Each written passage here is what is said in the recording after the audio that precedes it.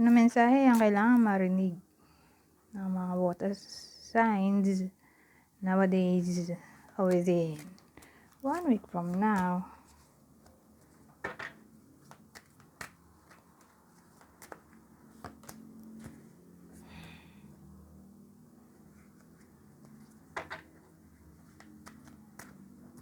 Ano to?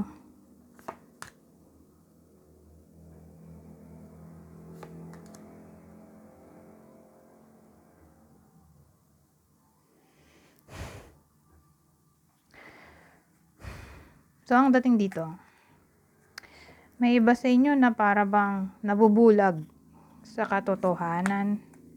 So, inalam ko ano ba yun? Tungkol to sa marriage. So, inisip ko ano ba nangyari din sa mga yan. Para bang gusto pa rin i-work out yung connection. Although, may problema.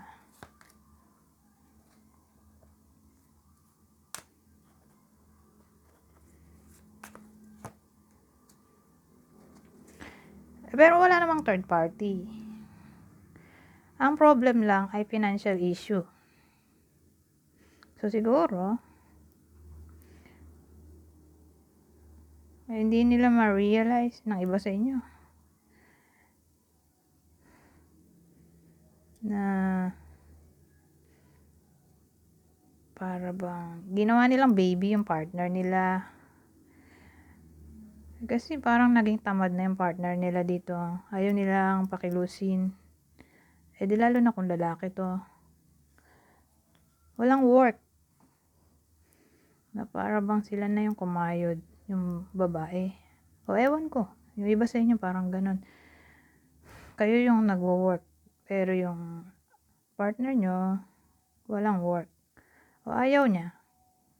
Pero dahil mahal nyo, kahit na toxic in a way, na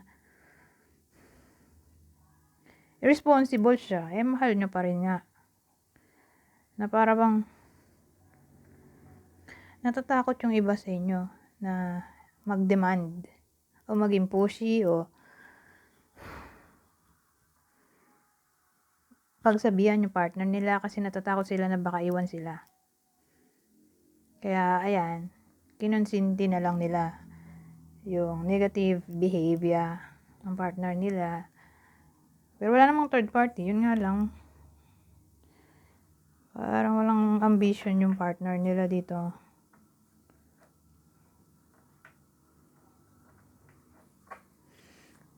So, sino kaya yung partner ng water sign?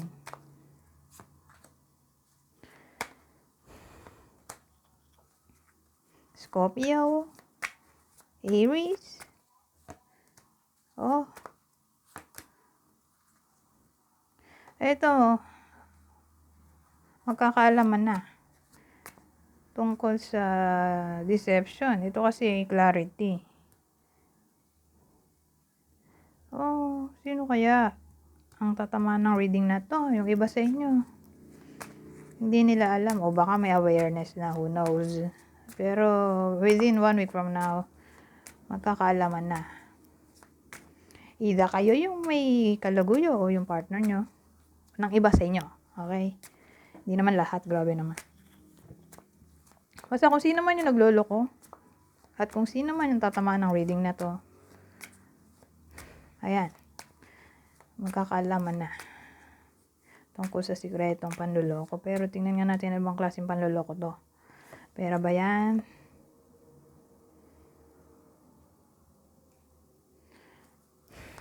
O karelasyon? Karelasyon eh. Ano tayo? Puro cups dito. More like love issues. Abandonment. My goodness. Oh. So, ang dating kung itutuloy natin yung kwento, di magkakaalaman na. Magkakaalaman na ng cheating. So, again, yung cheating may kinalaman sa relationship.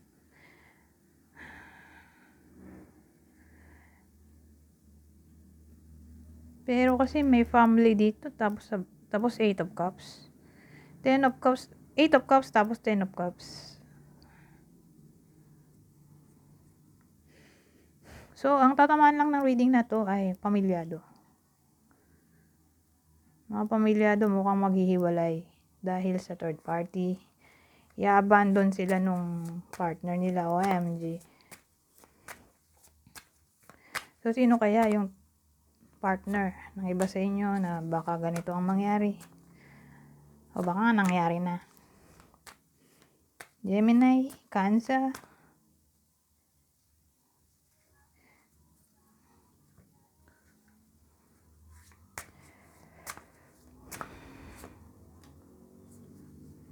Surprise, pero baliktad.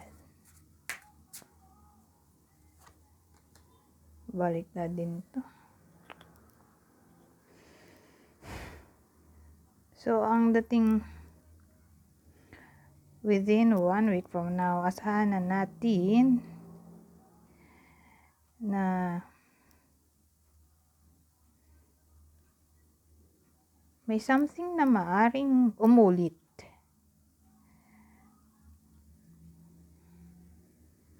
Ano yun?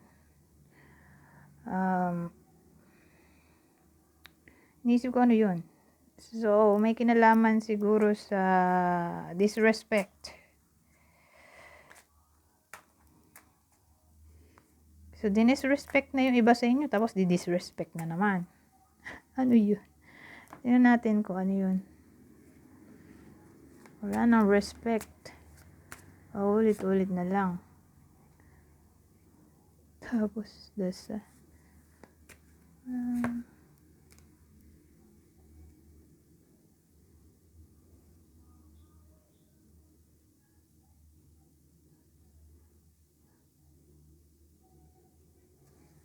Pero ang ganda ng lumabas.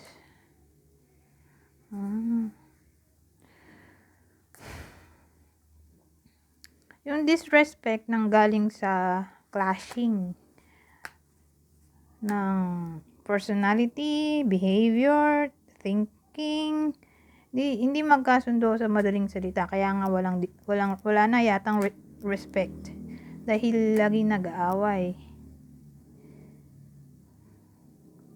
More like away ba dito?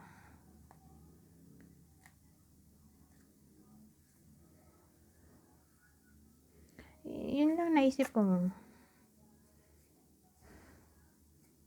Ulit-ulit in a way na magkakabati tapos mag-aaway.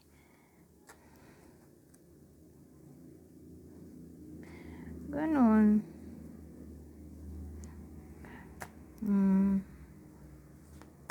So, sino kaya itong away-bati na to? Okay, sino ang partner na away-bati within 1 week from now? Sagittarius, Capricorn.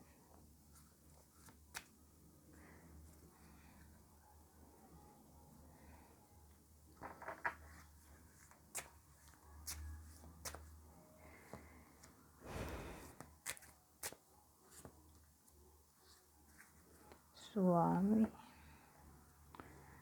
The specimen. Ano to? So, within 1 week from now, expect na natin na tatamba yung hula ng iba sa inyo. May ano dito, manghuhula. Mape-predict na nila ang anything na may kinalaman sa ano ba to, the specimen. Pero baliktad. Parang mape-predict nila ang anything na may kinalaman sa problema. So, inisip ko ano ba to? Parang may prediction yung iba sa inyo.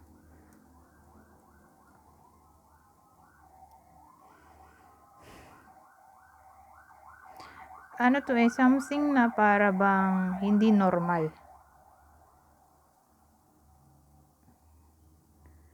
Ano yun?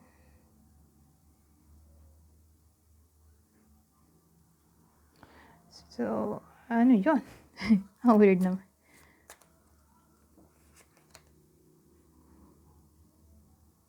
Hindi normal. Ay, dalawa pala to.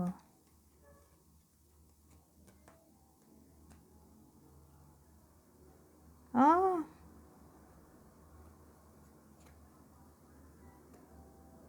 Pero wait lang. Tungkol saan kaya? Relasyon ba to? O friendship lang?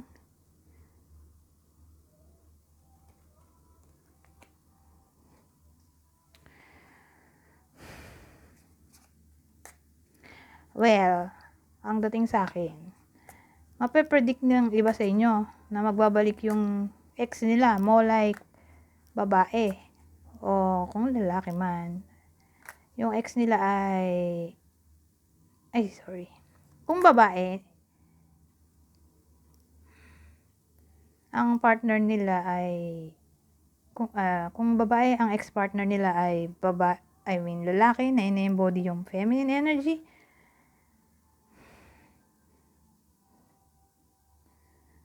Kung lalaki naman, di babae mismo. Pero kung LGBTQ, di feminine energy. Okay? Parang ang dating hinuhulaan nila dito na magbabalik pa yung ex nila na feminine energy. Okay? At na-predict din nila na para bang babalik yon para makipag-ayos. Ngayon, nape-predict din nila na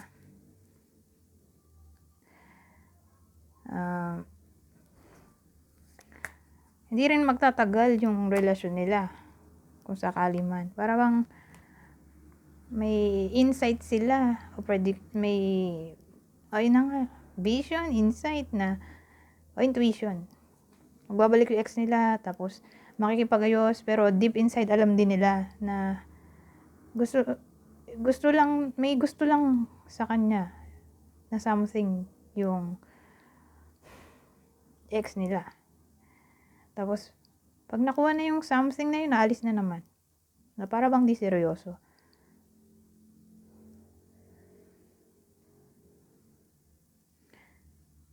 So ganyan dating.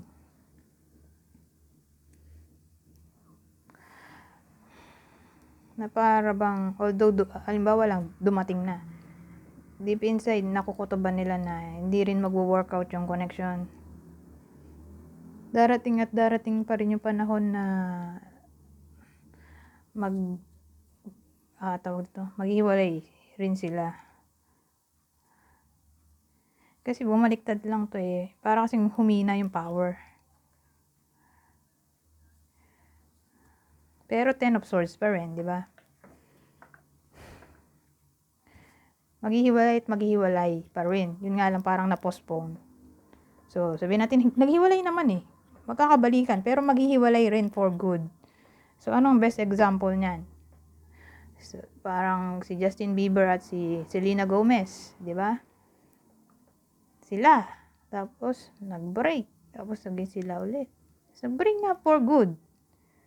Di ba dahil kinasal na si Justin Bieber kay Hailey Baldwin?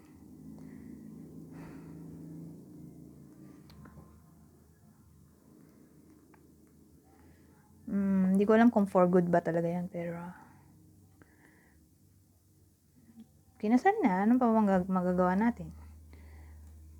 Ginusto yun ni Justin.